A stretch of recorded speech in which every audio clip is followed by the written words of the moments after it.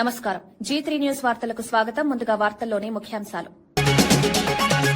కుటుంబ భద్రత కోసం బీమా పథకం ప్రవేశపెట్టామని సీఎం రేవంత్ ప్రకటన. ఆధారమైన వ్యక్తి మరణిస్తే కుటుంబం రక్షణ కోసం కొత్త పథకం అమలు. సింగరేణి విద్యుత్ ఉద్యోగులకు బీమా పథకం ద్వారా భరోసా. సంక్షేమంతో పాటు భద్రతకు ప్రాధాన్యమని వ్యాఖ్య. పిఠాపురం అభివృద్దిపై మంత్రి నారాయణ సమీక్ష. అమృత్ పథకం ద్వారా తాగునీటి సమస్యల పరిష్కారానికి చర్యలు. మున్సిపాలిటీల్లో రోడ్లు, డ్రైనేజ్ పనులు పూర్తి. 6 నెలల్లో మున్సిపల్ ఎన్నికలు నిర్వహిస్తామని ప్రకటన.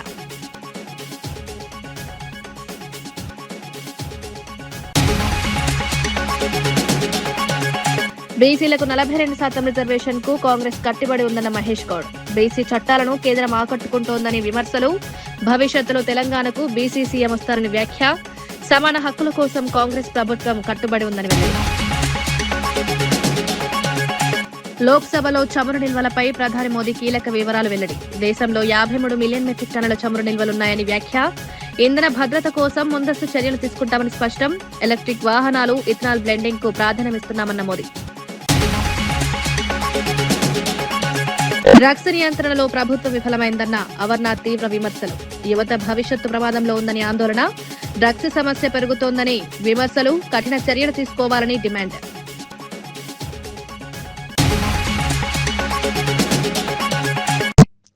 స్థానిక సంస్థల్లో బీసీలకు 42% రిజర్వేషన్ ఇవ్వాలని కాంగ్రెస్ ప్రభుత్వం చట్టం తీసుకొచ్చిందని టీపీసీసీ చీఫ్ మహేష్ కుమార్ గౌడ్ తెలిపారు. కేంద్రంలోని బీజేపీ ప్రభుత్వం ఈ చట్టాలను అడ్డుకుంటోందని విమర్శించారు. బీసీలకు న్యాయం చేయడంలో కేంద్రం విఫలమైందని ఆరోపించారు. భవిష్యత్తులో తెలంగాణకు బీసీ ముఖ్యమంత్రి వస్తారన్నారు. అది కాంగ్రెస్ వల్లే సాధ్యమవుతుందని పేర్కొన్నారు. బీసీ వర్గాల అభివృద్ధికి ప్రభుత్వం కట్టుబడి ఉందన్నారు. సమాన హక్కులు కల్పించడమే లక్ష్యమని చెప్పారు. సిపిఐ ఓటేసింది. కానీ గవర్నర్ దగ్గర ఎందుకు పెండింగ్లో ఉందో ఇవాళ బీజేపీ నాయకులు చెప్పాలి. 2 చట్టాలు చేస్తే బీజేపీ ప్రభుత్వం చట్టాలని తొక్కిపెట్టింది. బీసీలకు నోటి కాడికి వచ్చిన ముద్దను ఎగ్గొట్టింది. రిజర్వేషన్ రాకుండా అడ్డుపడింది. అందుకే రేవంత్ రెడ్డి గారు, మేము ఎమ్మెల్యేలు, ఎమ్మెల్సీలు ఆంధ్రం పోయి ఢిల్లీలో కూర్చున్నాం 2 సార్లు. మోడీ దిగిరాలే. ఎస్సీ, ఎస్టీ, బీసీ, మైనార్టీలు కలిపితే మున్సిపల్ ఎన్నికల్లో 85% దాటుతా ఉంది. ఇది గతంలో సాధ్యమయ్యిందా? టీఆర్ఎస్ హయాంలో చేయగలిగినాడా? 23% కుదించినాడు ఆయన. బీజేపీ వాళ్ళు బీసీల వ్యతిరేకులు. నేను చాలా సందర్భాల్లో చెప్పాను, ఈ రాష్ట్రానికి బీసీ ముఖ్యమంత్రి అవుతాడనే మాట చెప్పినాను. రాబోయే రోజుల్లో అది కాంగ్రెస్ పార్టీలోనే సాధ్యమవుతుందని చెప్పినాను. మళ్ళీ చెప్తా ఉన్నాను, రాబోయే రోజుల్లో ఈ రాష్ట్రానికి బీసీ ముఖ్యమంత్రి అవుతాడు. అది కాంగ్రెస్ పార్టీ వల్లే అవుతాడు. రామచంద్రరావు గారు, నీకు దమ్ము, ధైర్యం ఉందా? బీజేపీలో బీసీని ముఖ్యమంత్రి చేస్తామని చెప్పే దమ్ముందా నీకు? కేసీఆర్, కేటీఆర్ ఈ మాట చెప్పగలుగుతారా? ఇది కాంగ్రెస్ లో సాధ్యం. కారణం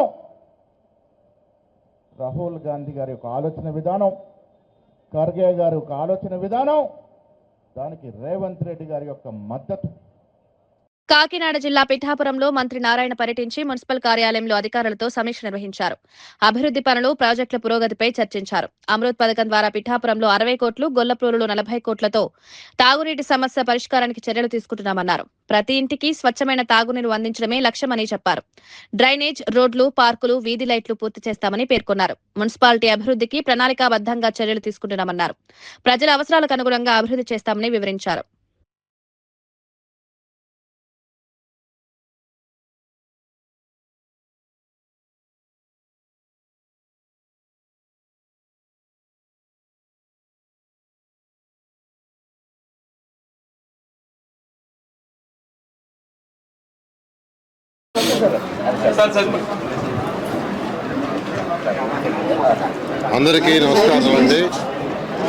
అందరికీ నమస్కారాలండి.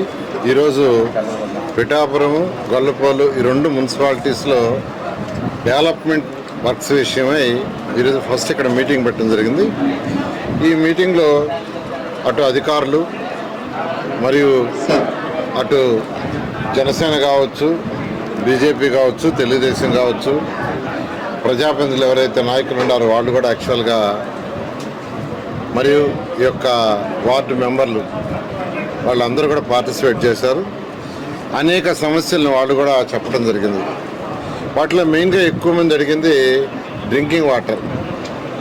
అయితే గౌరవనీయ ముఖ్యమంత్రి గారు కావచ్చు, డిప్యూటీ సీఎం గౌరవనీయ పవన్ కళ్యాణ్ గారు కావచ్చు, ప్రతి ఇంటికి వాటర్ ట్యాప్ కనెక్షన్ ఇవ్వాలి, స్వచ్ఛమైన నీరు వీలైనంత వరకు సర్ఫేస్ నుంచి తీసుకొచ్చి ట్రీట్ చేయాలనే ఉద్దేశంతో అటు జలజీవన్ రూరల్లోను అర్బన్లో వచ్చేలకు అమృత్ స్కీమ్లో టేకప్ చేశారు. ఈ యొక్క పిఠాపురం మున్సిపాలిటీకి అయితే 57.5 కోట్లు, గొర్లపల్లికి వచ్చి 80 కోట్లు శాంక్షన్ చేశారు. ఆ వర్క్స్ టెండర్ అయిపోయినాయి. అవి వర్క్స్ లెవెల్స్ అవన్నీ క్యాలిక్యులేట్ చేసుకుంటున్నారు. ఆ లెవెల్స్ అన్నీ అయిన తర్వాత బహుశా నెక్స్ట్ మంత్ ఏప్రిల్ నుంచి వర్క్ వేగవంతంగా స్టార్ట్ అవుతుంది. 2 yearsలో ప్రతి ఇంటికి ట్యాప్ కనెక్షన్ ఉంటుంది. అటు డిప్యూటీ సీఎం అయినా సీఎం గారైనా చెప్పేది ఒకటే, వీధిలో ట్యాప్ వేయటం కాదు, వీధిలో ట్యాప్ ఉండకూడదు, ఇంటికి ట్యాప్ కనెక్షన్ ఇవ్వాలి. అది కూడా స్వచ్ఛమైన వాటరు, ట్రీటెడ్ వాటరు, వీలైనంత వరకు నదుల నుంచి సర్ఫేస్ వాటర్ డ్రా చేయాలని. ఆ విధంగా ఈరోజు రాష్ట్రం మొత్తం మున్సిపాలిటీలు అయితే 14,000 కోట్లతోనూ, ఐ థింక్ రూరల్ అయితే 28,000 కోట్లతో జలజీవన్లో ఈరోజు వాటర్కి సంబంధించి రాష్ట్రంలో జరుగుతున్నాయి. ఈ యొక్క పిఠాపురంలో అనేక మంది సమస్యలు మెయిన్గా చెప్పింది ఏంటంటే వాటర్ సమస్యలే చెప్పారు. దానికి పరిష్కారం ఇబ్బంది లేకుండా చేస్తాము. అదేవిధంగా ఏదైతే యూజ్డ్ వాటర్ ఉందో, అంటే బాత్రూమ్ నుంచి కానీ, టాయిలెట్స్ నుంచి కానీ, కిచెన్ నుంచి వచ్చిన వాటర్ డ్రైన్స్లో బయటకు వస్తుంది. ఆ వచ్చిన వాటర్ని ట్రీట్ చేసి మళ్ళీ కాలువలో వదలాలి. ప్రజెంట్ ఆ సిస్టమ్ లేదు. కానీ ఖచ్చితంగా ఈ రాష్ట్రంలో ఉన్న 123 మున్సిపాలిటీస్లో యూజ్డ్ వాటర్ ఏదైతే ఉందో దాన్ని ట్రీట్ చేసి, అక్కడ మాట్లాడొద్దని చెప్పు, ట్రీట్ చేసి అడిగిపోయి చెప్పు, నువ్వే పోవాలి పోయి చెప్పు, ట్రీట్ చేసి కెనాల్స్లో వదిలే విధంగా చేయటానికి ఈరోజు పిఠాపురానికి 14.6 కోట్లతో స్వచ్ఛాంధ్ర. కుటుంబానికి ఆధారమైన వ్యక్తి మరణిస్తే ఆ కుటుంబం అనాథ కాకూడదనే లక్ష్యంతో బీమా పథకం ప్రవేశపెట్టామని సీఎం రేవంత్ రెడ్డి తెలిపారు. ఈ పథకం ద్వారా కుటుంబాలకు ఆర్థిక భద్రత కల్పించడమే ఉద్దేశమన్నారు. తెలంగాణను ఇతర రాష్ట్రాలకు ఆదర్శంగా నిలపాలనే ఆలోచనతో ఈ నిర్ణయం తీసుకున్నామని పేర్కొన్నారు. సింగరేణి, విద్యుత్ శాఖల్లో పనిచేసే ఉద్యోగులకు ఈ పథకం ద్వారా భరోసా కల్పించుకుంటున్నామని తెలిపారు. సంక్షేమం, భద్రత రెండింటినీ సమన్వయం చేస్తూ ప్రభుత్వం ముందుకు సాగుతోందన్నారు. పేద, మధ్యతరగతి కుటుంబాలకు ఇది ఉపయోగపడుతుందని పేర్కొన్నారు. ఈ ఆర్థిక స్తోమతతోనే తమ కాళ్ళ మీద తాము నిలబడే అవకాశం ఉంటుంది. లేకపోతే అత్తగారింటిలో జీవించాలన్నా, అమ్మగారింటికి వెళ్ళాలన్నా, అమ్మగారింటి దగ్గర ఆదరణ లేకపోతే వాళ్ళు ఎక్కడికి వెళ్ళాలి, లేకపోతే అత్తగారింట్లో కుటుంబ సమస్యలు వస్తే ఎక్కడికి వెళ్ళాలి. ఇట్లాంటి మధ్యతరగతి కుటుంబాలలో ఈ సమస్యను చాలా నేను చూస్తూ ఉంటాను. ఎందుకంటే ఎమ్మెల్యేగా కానీ, ప్రజాప్రతినిధిగా నా దగ్గరికి ఆ కుటుంబ తగాదాలతోని ఏదైనా మీరు సూచన చేయండి, లేకపోతే ఏదైనా సహాయం చేయండి అని ఎంతోమంది వస్తుంటారు. వాళ్ళందరి సమస్యల్ని చూసినప్పుడు మంత్రివర్గ సహచరులతో, ముఖ్యంగా బట్టి విక్రమార్క గారితో చర్చించి దీనికి మనం శాశ్వతంగా ఒక పరిష్కారము, మన రాష్ట్రం ఇతర రాష్ట్రాలకు ఒక ఆదర్శంగా నిలబడే విధంగా మనం ఆలోచన చేయాలి. ఏదైనా వీళ్ళని ఆదుకోవడానికి మనం ప్రయత్నం చేయాలన్న ఆలోచన నుంచి వచ్చిందే ఈ పథకం. మొదట సింగరేణి సంస్థలో, ఆ తర్వాత విద్యుత్ శాఖలో, ఈరోజు రాష్ట్ర ప్రభుత్వంలో సంపూర్ణంగా దీన్ని ఈరోజు అమలు చేస్తున్నాం. ఈరోజు సురేష్ కుటుంబానికి, ముక్తార్ బేగ్ కుటుంబానికి చెరొక ₹1 కోటి చెక్కును ప్రదానం చేసే కార్యక్రమం తీసుకున్నాం. ఎందుకు ఈ కార్యక్రమాన్ని శాసనసభ సమావేశాలను వాయిదా వేసి శాసనసభ లోపలనే ఎందుకు పెడుతున్నామంటే, ఈ ప్రభుత్వం కోసం పనిచేస్తున్న ఉద్యోగస్తుల మనోధైర్యాన్ని పెంచడానికి. ఈ ప్రభుత్వం మమ్మల్ని కుటుంబ సభ్యులుగా చూస్తుంది.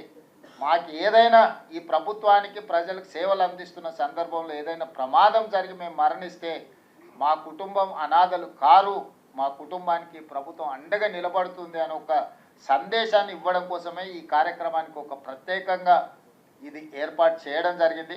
ఇంటి కార్యాలయంపై దాడి జరిగినా పోలీసులు చర్యలు తీసుకోలేదని మాజీ మంత్రి అంబటి రాంబాబు ఆరోపించారు. ఇది దేశ చరిత్రలోనే దురదృష్టకర సంఘటన అన్నారు.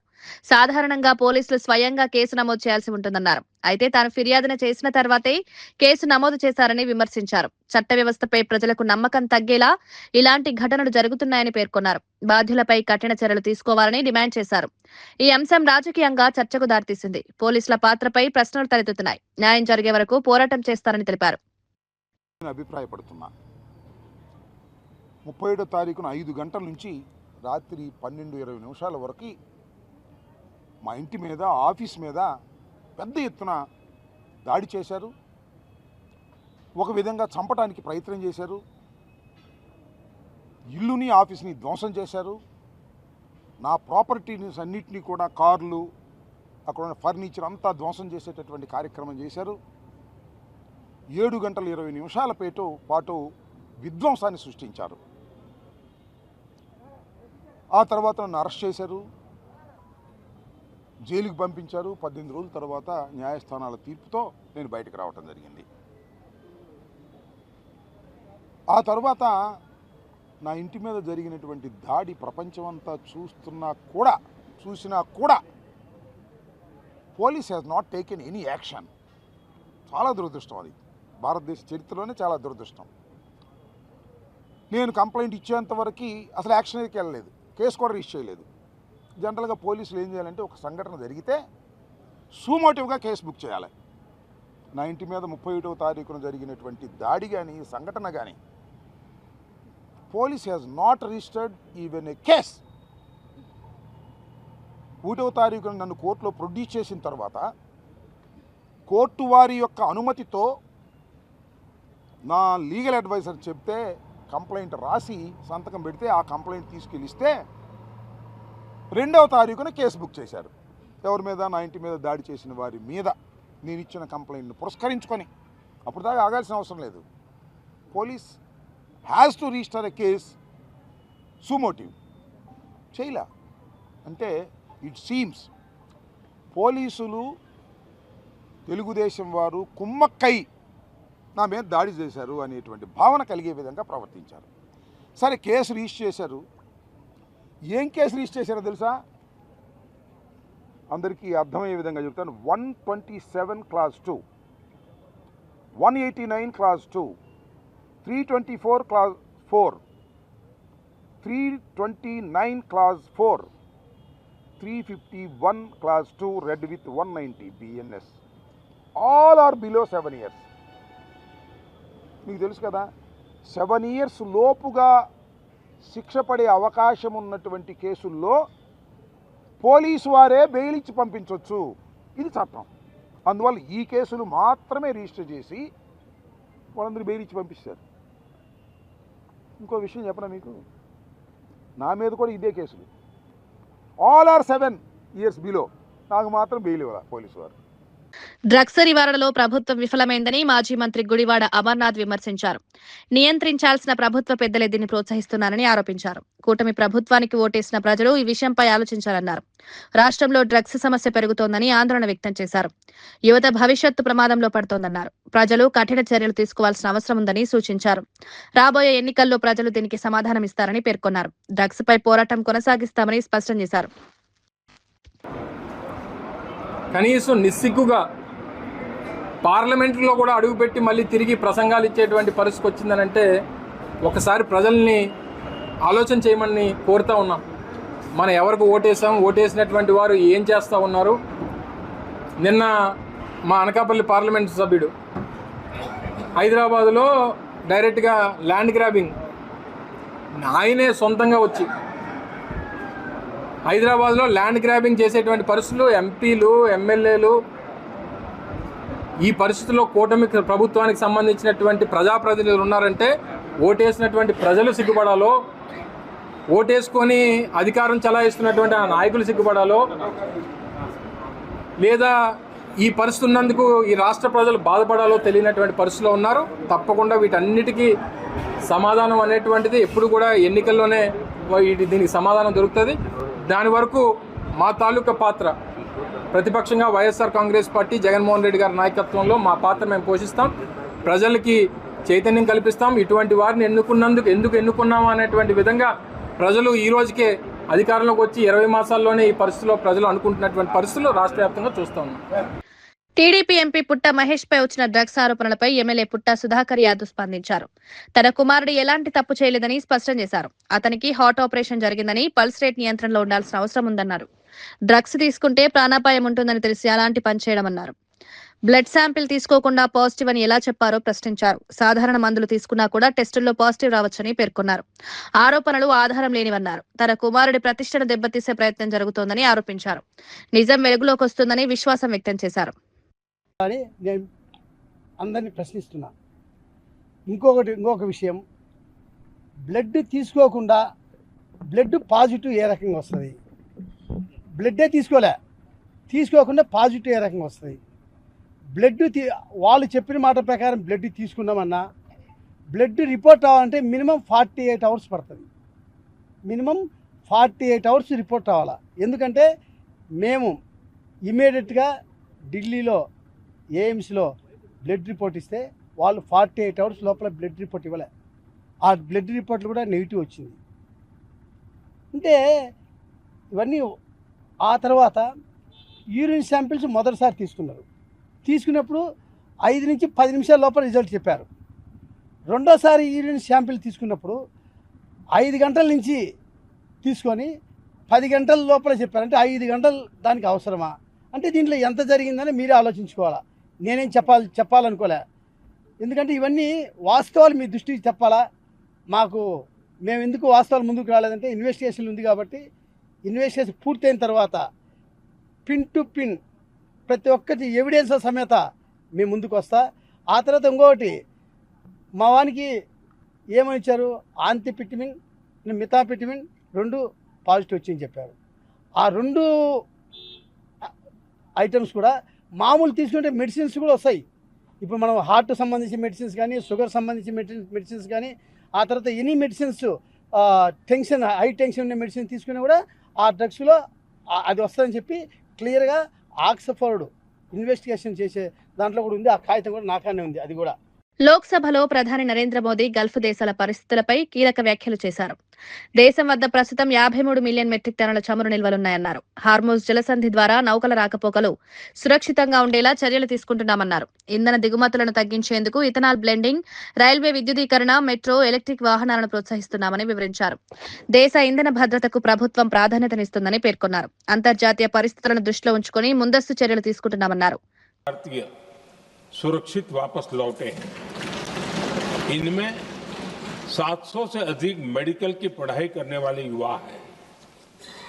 खाड़ी देशों में भारतीय स्कूलों में हजारों विद्यार्थी पढ़ते हैं। सीबीएसई ने ऐसे सभी भारतीय स्कूलों में होने वाली कक्षा 10वीं और 12वीं की निर्धारित परीक्षाओं को रद्द कर दिया है। इन बच्चों की पढ़ाई निर्बाध चलती रहे, इसके लिए सीबीएसई उचित कदम उठा रही है। यानी सरकार संवेदनशील भी है, सतर्क भी है और हर सहायता के लिए तत्पर भी है। माननीय अध्यक्ष जी, भारत में बड़ी मात्रा में कच्चा तेल, गैस और फर्टिलाइजर जैसी अनेक जरूरी चीजें हॉर्मुज स्ट्रेट के रास्ते से आती हैं। युद्ध के बाद से ही हॉर्मुज स्ट्रेट में जहाजों का आना जाना बहुत चुनौतीपूर्ण हो गया है। बावजूद इसके हमारी सरकार का ये प्रयास रहा है कि पेट्रोल, डीजल और गैस की सप्लाई बहुत ज्यादा प्रभावित न हो, देश के सामान्य परिवारों को परेशानी भी कम से कम हो, इस पर हमारा फोकस रहा है। हम सभी जानते हैं देश अपनी जरूरत की 60% एलपीजी आयात करता है। इसकी सप्लाई में अनिश्चितता के कारण सरकार ने एलपीजी के डोमेस्टिक उपयोग को प्राथमिकता दी है। साथ ही एलपीजी के देश में ही उत्पादन को भी बढ़ाया जा रहा है।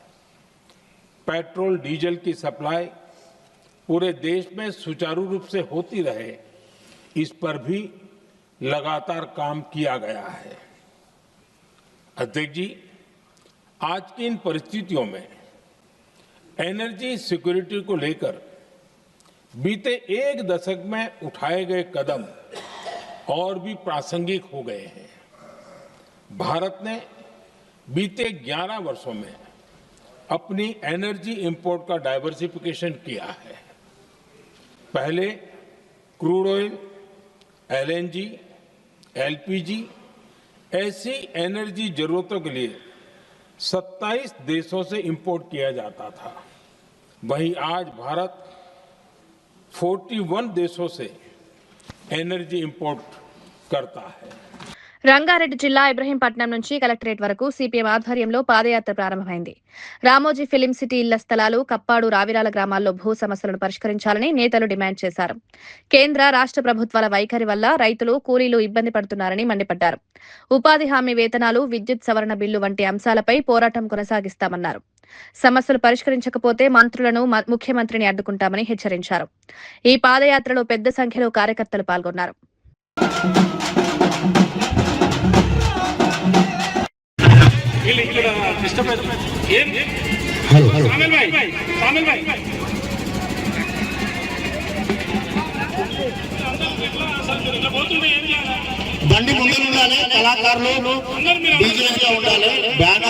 దేశ స్వాతంత్రం కోసం ఉరికాంబానెక్కినటువంటి భగత్ సింగ్, రాజగురు, సుఖదేవుల వర్ధంతి సందర్భంగా ఈరోజు రంగారెడ్డి జిల్లా ఇబ్రహీంపట్నం నుంచి ప్రజా సమస్యల పరిష్కారం కోసం కేంద్ర రాష్ట్ర ప్రభుత్వాల వైఫల్యాలకు వ్యతిరేకంగా ఈరోజు ఇబ్రహీంపట్నం నుంచి కలెక్టర్ ఆఫీస్ వరకు పాదయాత్ర ప్రారంభించడం జరుగుతుంది.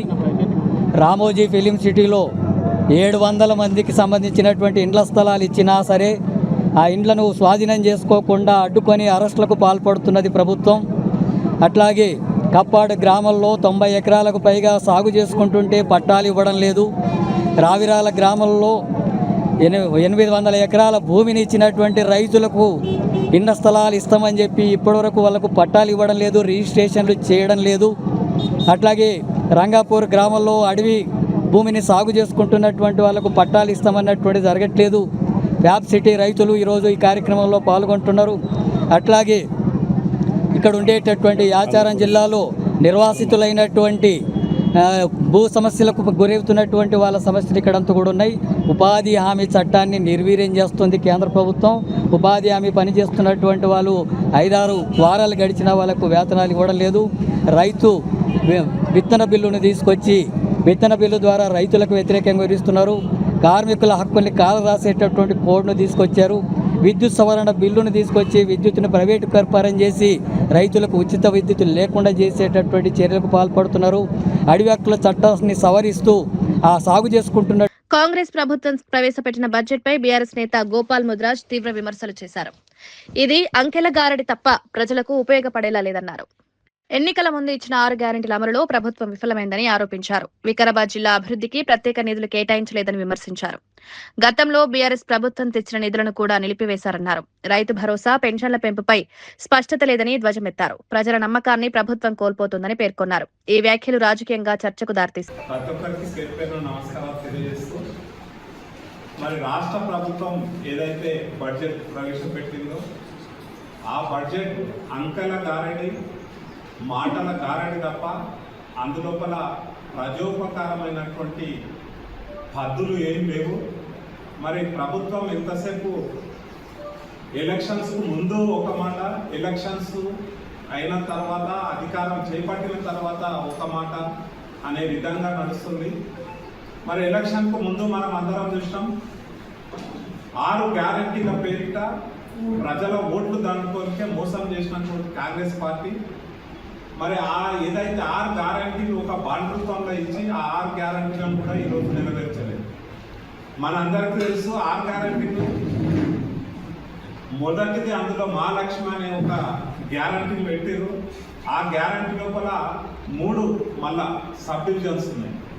మహాలక్ష్మి మహిళకు నెలకు 2500 ఇవ్వాలనేది ఒకటి, 500 గ్యాస్ సిలిండర్ ఒకటి, ఆర్టీసీ ఉచిత ప్రయాణం ఒకటి. ఇవి 3 పెట్టిరు. కానీ మనం అందరు చూడనికే ఆర్టీసీ ఉచిత ప్రయాణం తప్పిస్తే 2500 కానీ గ్యాస్ సిలిండర్ 500 కానీ మీరు ఎవరిని అడిగినా పబ్లిక్ మాకు వస్తలేదా అని చెప్తున్నారు. ఎవరికి కూడా రాలేదు. మరి బడ్జెట్ ఇది 3వ బడ్జెట్ పెట్టింది కాంగ్రెస్ ప్రభుత్వం ఏర్పడి, కనీసం ఆ 6 గ్యారంటీల కన్నా గ్యారంటీ ఇస్తుంది అనేటువంటిది ఆశతో పబ్లిక్ ఎదురు చూస్తుంది. కానీ ఇల్లు కట్టిస్తామన్న ప్రభుత్వం ఆ వైపున ఆ దిశగా ఎలాంటి ప్రయత్నం లేదు. అట్లాగే ఇంకొక యువ వికాసం, యువకులందరినీ మోసం చేసి వాళ్లకు 5 లక్షల బాండ్ గ్యారంటీ ఇస్తామని, ఇంటింటికి ఉద్యోగం ఇస్తామని, ఈ రకమైన ఎన్నో ఆశలు యువకులకు లేపారు. కానీ ఎక్కడ కూడా యువకులకు మేము ఇది చేస్తున్నాం ఈ బడ్జెట్లో అనేటువంటి ప్రస్తావన అనేటువంటిది చేయలేదు. లాస్ట్గా చేయూత అని పెట్టారు. చేయూత ఏంటి? చేయూత అంటే పెన్షన్ ఏదైతే 2000 ఉందో 2000 4000 చేయాలని, 4000 వచ్చే వికలాంగుల పెన్షన్ 6000 చేయాలని అప్పుడు ఎలక్షన్ టైంలో చెప్పింది. కానీ 3వ బడ్జెట్ ఇది నడిచిన ఆ యొక్క చేయూత ఏదైతే గ్యారంటీ 6వ గ్యారంటీ కింద పెట్టిందో ఆ గ్యారంటీలో ఎక్కడ కూడా 2000 ఉన్న పెన్షన్ 4000, 4000 ఉన్న పెన్షన్ 6000 వార్తలు ముగించే ముందు ముఖ్యాంశాలు మరోసారి. కుటుంబ భద్రత కోసం బీమా పథకం ప్రవేశపెట్టామని సీఎం రేవంత్ ప్రకటన. ఆధారమైన వ్యక్తి మరణిస్తే కుటుంబం రక్షణ కోసం కొత్త పథకం అమలు. సింగరేణి విద్యుత్ ఉద్యోగులకు బీమా పథకం ద్వారా భరోసా. సంక్షేమంతో పాటు భద్రతకు ప్రాధాన్యమని వ్యాఖ్య. పిఠాపురం అభివృద్ధిపై మంత్రి నారాయణ సమీక్ష. అమృత్ పథకం ద్వారా తాగునీటి సమస్యల పరిష్కారానికి చర్యలు. మున్సిపాలిటీల్లో రోడ్లు, డ్రైనేజ్ పనులు పూర్తి. 6 నెలల్లో మున్సిపల్ ఎన్నికలు నిర్వహిస్తామని ప్రకటన.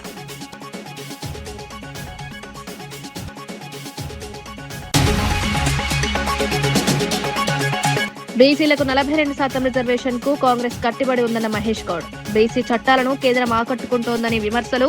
భవిష్యత్తులో తెలంగాణకు బీసీ సీఎం వస్తారని వ్యాఖ్య. సమాన హక్కుల కోసం కాంగ్రెస్ ప్రభుత్వం కట్టుబడి ఉందని వెల్లడి. లోక్సభలో చమురు నిల్వలపై ప్రధాని మోదీ కీలక వివరాలు వెల్లడి. దేశంలో 53 మిలియన్ మెట్రిక్ టన్నుల చమురు నిల్వలున్నాయని వ్యాఖ్య. ఇంధన భద్రత కోసం ముందస్తు చర్యలు తీసుకుంటామని స్పష్టం. ఎలక్ట్రిక్ వాహనాలు, ఇథనాల్ బ్లెండింగ్ కు ప్రాధాన్యమిస్తున్నామన్న మోదీ. డ్రగ్స్ నియంత్రణలో ప్రభుత్వం విఫలమైందన్న అమర్నాథ్ తీవ్ర విమర్శలు. యువత భవిష్యత్తు ప్రమాదంలో ఉందని ఆందోళన. డ్రగ్స్ సమస్య పెరుగుతోందని విమర్శలు. కఠిన చర్యలు తీసుకోవాలని డిమాండ్.